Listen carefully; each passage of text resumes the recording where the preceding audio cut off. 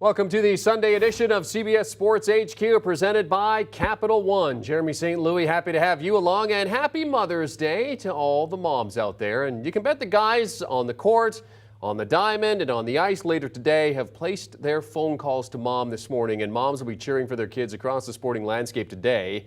And we get things going in the association with playoff NBA games. 2 Game 4s being played, and pivotal Game 4s as well, as the two teams that were trailing look to even up their respective series.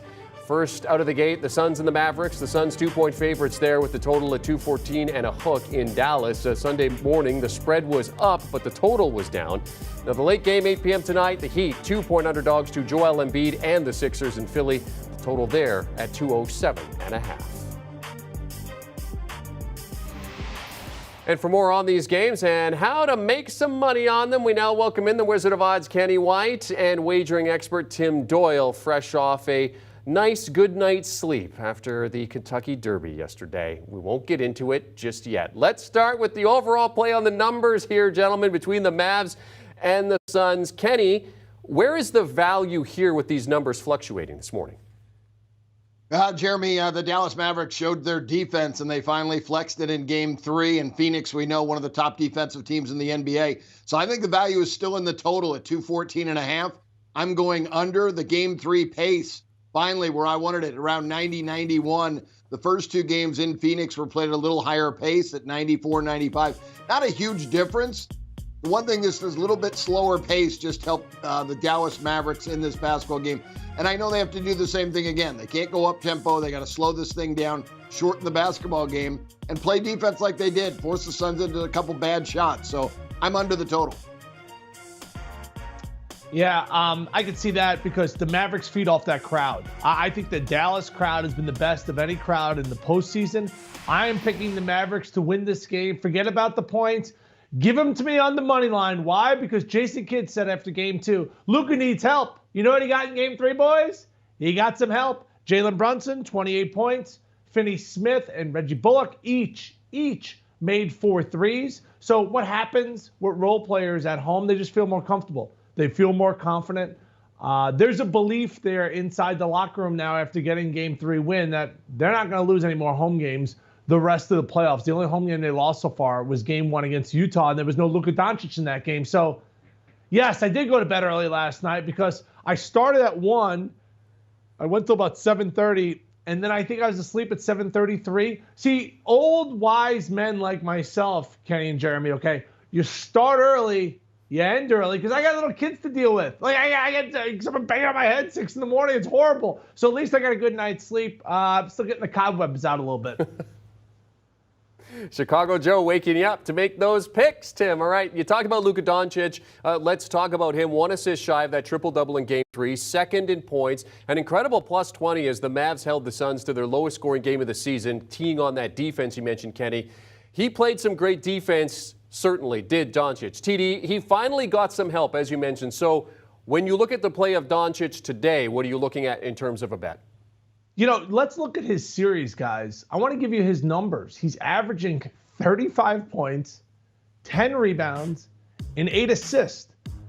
This is the best team in the NBA he's playing against. I mean, that's how amazingly talented he is. And some people thought that Bridges should win Defensive Player of the Year. Well, he's having a tough time guarding Luka. Talked about the help that he got in game number 3.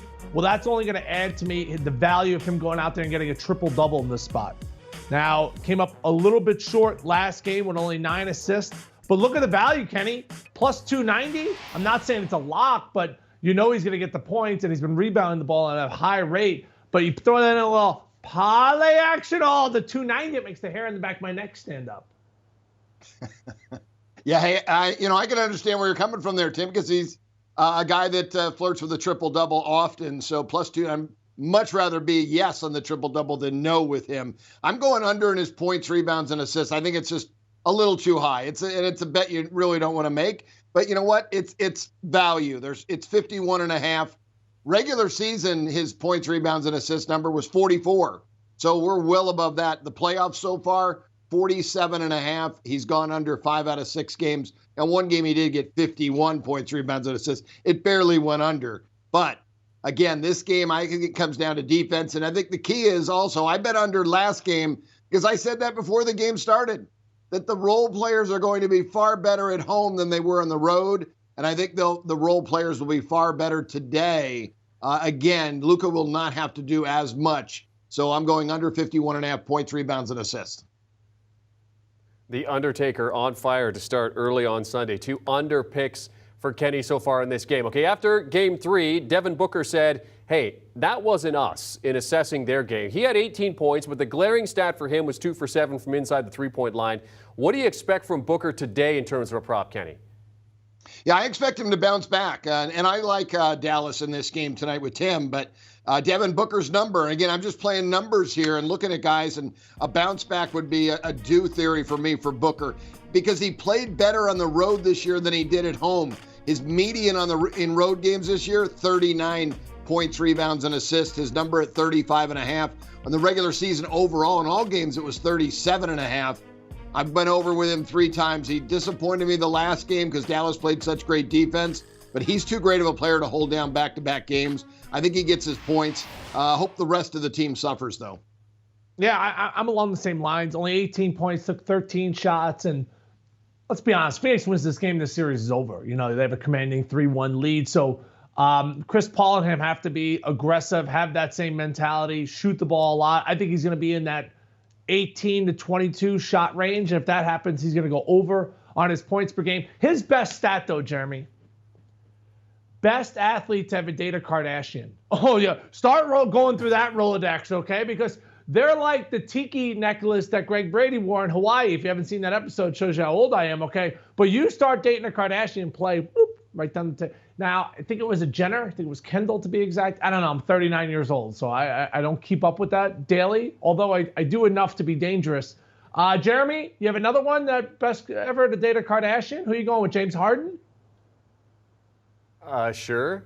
I'll go with that. I mean, Tim, I'm like you. I'm not following it. I mean, you and I were old enough to see Kenny too. I mean, we were all old enough to see the Brady Bunch live when those episodes aired, like first run episodes. So that tells you how much we know about the Kardashians at this point. All right, let's go all on the line. Suns versus the Mavericks. Tim, we'll start with you for your all on the line play in this one. Yeah, just watch the crowd. Guys feed off the crowd. And you know, Dallas got contributions from other guys that we talked about. Coaches don't want to hear this, but I say this often. When other guys start making shots and you start making some plays on the offensive end, you play harder on the defensive end. Thought Dallas' defense was outstanding. They fed off that crowd. Attention to detail was better. And now the confidence is high. They know they can beat Phoenix. Luka's getting the help that J-Kidd wanted. I like Dallas here on the money line. Yeah, I like that too, Tim. But I'm going under. I think that's you love the crowd. You want the crowd in it. That gives this team the energy they need. Again, the slower pace, good defense, 214.5 points. It's a big number. I'm going under. All right, good stuff, gentlemen. Let's recap the picks so far. Kenny White, in terms of a game pick, under the total, 214 and a hook as we look at the Suns and Mavericks Game 4 coming up this afternoon. Luka Doncic under his total. Devin Booker to go over. And then for Tim Doyle, he likes the Mavericks money line. Doncic with the triple-double, yes, at plus 290. Tim also likes that perhaps in a bit of a parlay. We'll ask him about that in a second. Devin Booker to go over his 26.5-point prop. Do you want a sports network that delivers everything that matters about the game? The highlights, the picks, the instant analysis, no yelling, no fake debates, no politics. Hit the subscribe button and never miss a moment.